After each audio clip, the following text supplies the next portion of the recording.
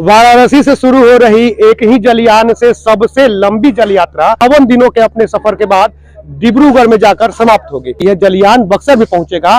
उसके यात्री बक्सर उतरेंगे, श्री राम से जुड़े स्थलों का दर्शन करेंगे और फिर आगे की ओर यह यात्रा प्रस्थान करेगी। ये एक महत्वाकांक्षी योजना है। गंगा विलास क्रूज का परिचालन किया जा रहा है। राष्ट्रीय जलमार्ग 1 जो प्रयागराज से हल्दिया तक घोषित है, उसी में ये वाराणसी से हावड़ा तक इस क्रूज को चलाए जाने की योजना है। और बक्सर के लिए ये खास बात ये है कि आने और जाने के क्रम में 2 बार यानी 4 जनवरी और 14 जनवरी को इसके हाल्ट करने का यहाँ प्रस्ताव है। ये तिथि मौसम को देखते हुए या परिचालन की गति को देखते हुए आगे पीछे हो सकते हैं। जैसे अभी ऐसा सुनने में आ रहा है कि अब 5 तारीख को यहाँ पहुँचेगी और इस क्रम में अभी तय नहीं है। हम लोगों को इनलैंड वाटरवेज अथॉरिटी के प्रतिनिधियों द्वारा बताया जाएगा कि इसमें से कब वो लोग जो सैलानी इसमें हैं, जो गंगा विलास क्रूज पर सैलानी हैं, वो बक्सर में रुकेंगे भी और बक्सर के कुछ ऐतिहासिक और पौराणिक महत्व के जो स्थल हैं उनका भ्रमण भी करेंगे। तो हम लोगों की पूरी तैयारी हो रही है इसको लेके। रामरेखा घाट पे उस क्रूज के रुकने के लिए बार्ज लगा दिया गया है और हम लोगों की तरफ से उस क्रूज को, सैलानियों को सुरक्षा प्रदान करने की पूरी तैयारी कर ली गई है।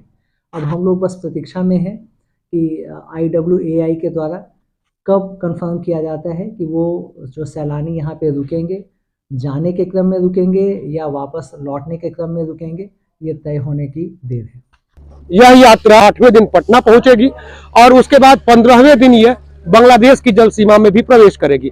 कुल मिलाजुला के यह यात्रा इसलिए की जा रही है कि भारतीय पर्यटन, भारतीय संस्कृति से विदेशी सैलानी या और भी लोग अवगत हो सके और नजदीक से उसे जान सके। जलमार्ग से यह यात्रा जो शुरू हो रही है, इसको लेकर व्यापक तैयारियां की गई है और जिन स्थानों पर यह जल यात्रा रुकेगी, जिन स्थानों पर सैलानी उतरेंगे, वहां के नगरों को भी सजाया और संवारा जा रहा है। जैसे बक्सर में यह यात्रा आ रही है, तो बक्सर में यात्री जिस जलयान से आ रहे हैं, वह जलयान जब गंगा के किनारे खड़ा हो तो उसके यात्री कैसे उतरेंगे, इसकी व्यवस्था के लिए यहाँ एक प्लेटफॉर्म लगाया जा रहा है।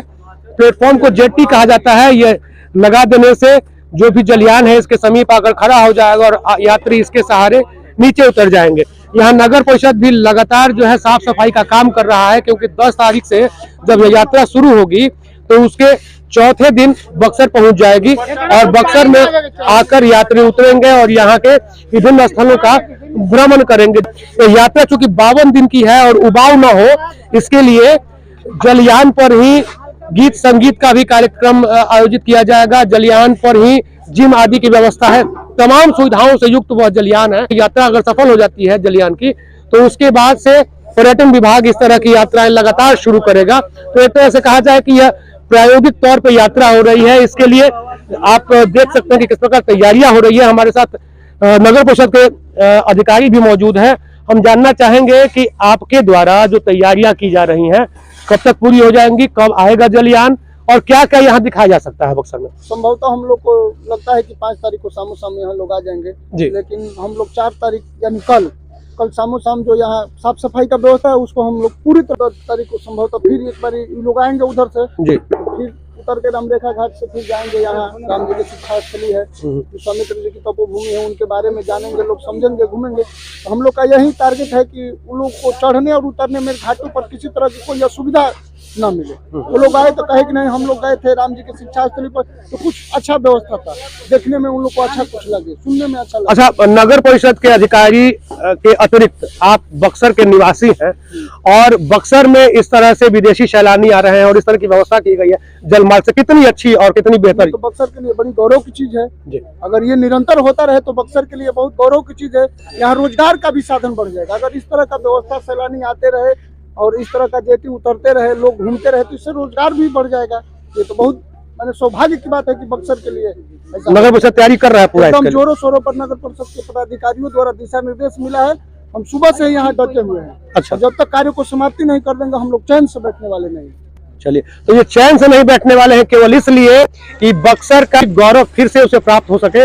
इसके लिए नगर परिषद के अधिकारी, नगर परिषद के कर्मी लगातार यहाँ कार्य कर रहे हैं और उम्मीद है कि बक्सर को फिर से उसका पुराना गौरव प्राप्त होगा। बक्सर से चंद्रकांत निराला।